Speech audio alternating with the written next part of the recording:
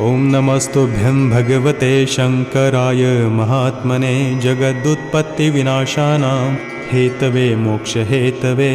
सर्वदेवाधिदेवाय पार्वतीपतये नमः। ऋषियोगिमुनीन्द्राणां त्वमेव परमागतिः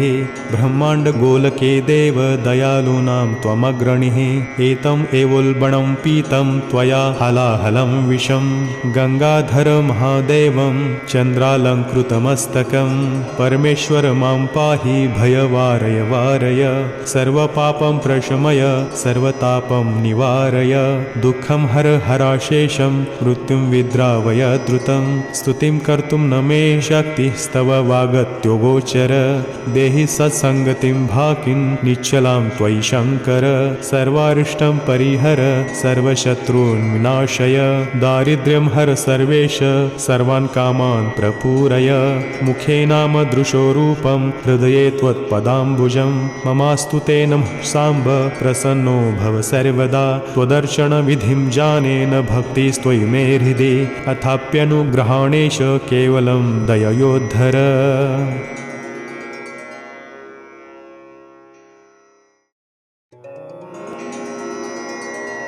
ॐ नमस्तुभ्यं भगवते शङ्कराय महात्मने जगदुत्पत्तिविनाशानां हेतवे मोक्षहेतवे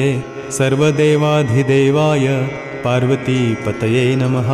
ऋषियोगिमुनीन्द्राणां त्वमेव परमागतिः ब्रह्माण्डगोलके देव दयालूनां त्वमग्रणिः। एतम् एवोल्बणं पीतं त्वया हलाहलं विषं गङ्गाधर महादेवं चन्द्रालङ्कृतमस्तकं परमेश्वर मां पाहि भयवारय वारय सर्वपापं प्रशमय सर्वतापं निवारय दुःखं हर हराशेषं मृत्युं विद्रावय द्रुतं स्तुतिं कर्तुं न मे शक्तिस्तव वागत्योगोचर देहि सत्सङ्गतिं भाकिं निश्चलां त्वयि शङ्कर सर्वारिष्टं परिहर सर्वशत्रून् विनाशय दारिद्र्यं हर सर्वेश सर्वान् कामान् प्रपूरय मुखे नाम दृशो रूपं हृदये त्वत्पदाम्बुजं ममास्तु ते नमः साम्ब प्रसन्नो भव सर्वदा त्वदर्शनविधिं जानेन भक्तिस्त्वयि मे हृदि अथाप्यनुग्रहाणेश केवलं दययोद्धर।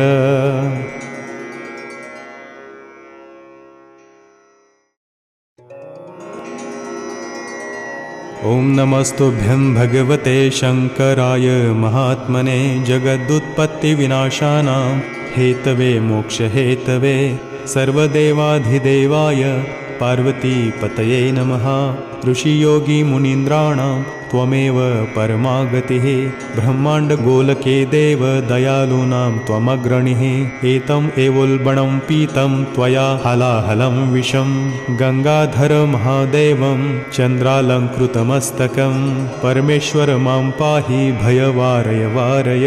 सर्वपापं प्रशमय सर्वतापं निवारय दुःखं हर हराशेषं मृत्युं विद्रावय द्रुतं स्तुतिं कर्तुं न मे शक्तिस्तव वागत्योगोचर देहि सत्सङ्गतिं भाकिं निश्चलां त्वयि शङ्कर सर्वारिष्टं परिहर सर्वशत्रून् विनाशय दारिद्र्यं हर सर्वेश सर्वान् कामान् प्रपूरय मुखे नाम दृशो रूपं हृदये त्वत्पदाम्बुजं ममास्तु ते नमः साम्ब प्रसन्नो भव सर्वदा त्वदर्शनविधिं जानेन भक्तिस्त्वयि मे हृदि अथाप्यनुग्रहाणेश केवलं दययोद्धर।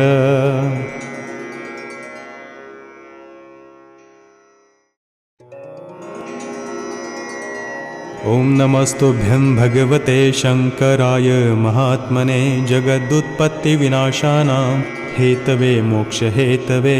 सर्वदेवाधिदेवाय पार्वतीपतये नमः। ऋषियोगिमुनीन्द्राणां त्वमेव परमागतिः ब्रह्माण्डगोलके देव दयालूनां त्वमग्रणिः। एतम् एवोल्बणं पीतं त्वया हलाहलं विषं गङ्गाधर महादेवं चन्द्रालङ्कृतमस्तकं परमेश्वर मां पाहि भयवारय वारय सर्वपापं प्रशमय सर्वतापं निवारय दुःखं हर हराशेषं मृत्युं विद्रावय द्रुतं स्तुतिं कर्तुं न मे शक्तिस्तव वाग वागत्यो गोचर देहि सत्संगतिं भाकिं निश्चलां त्वयि शङ्कर सर्वारिष्टं परिहर सर्वशत्रून् विनाशय दारिद्र्यं हर सर्वेश सर्वान् कामान् प्रपूरय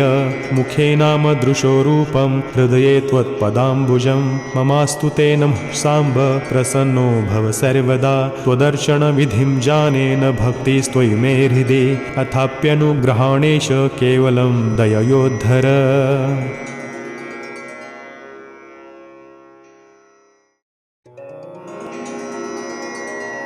ॐ नमस्तुभ्यं भगवते शङ्कराय महात्मने जगदुत्पत्तिविनाशानां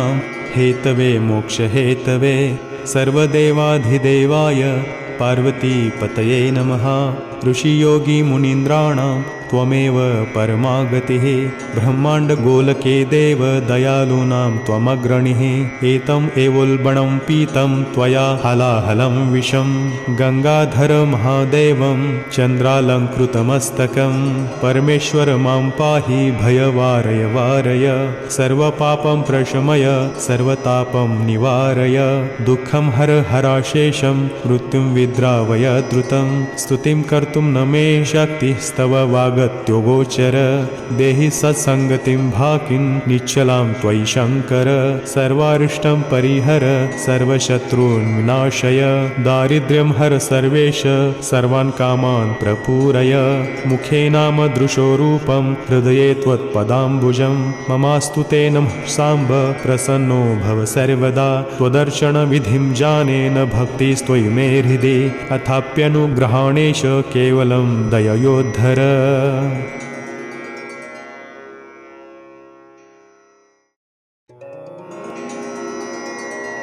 ॐ नमस्तुभ्यं भगवते शङ्कराय महात्मने जगदुत्पत्तिविनाशानां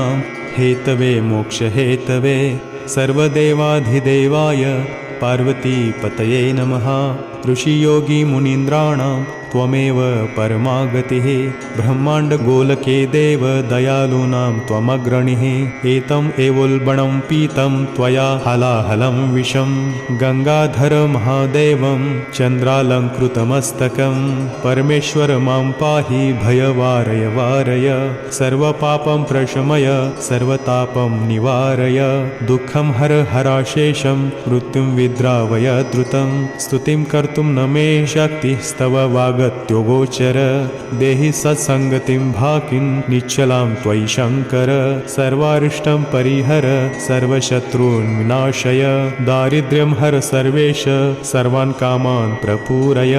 मुखेनामदृशो रूपं हृदये त्वत्पदाम्बुजं ममास्तु ते नमः साम्ब प्रसन्नो भव सर्वदा त्वदर्शनविधिं जानेन भक्तिस्त्वयि मे हृदि अथाप्यनुग्रहाणेश केवलं दययोद्धर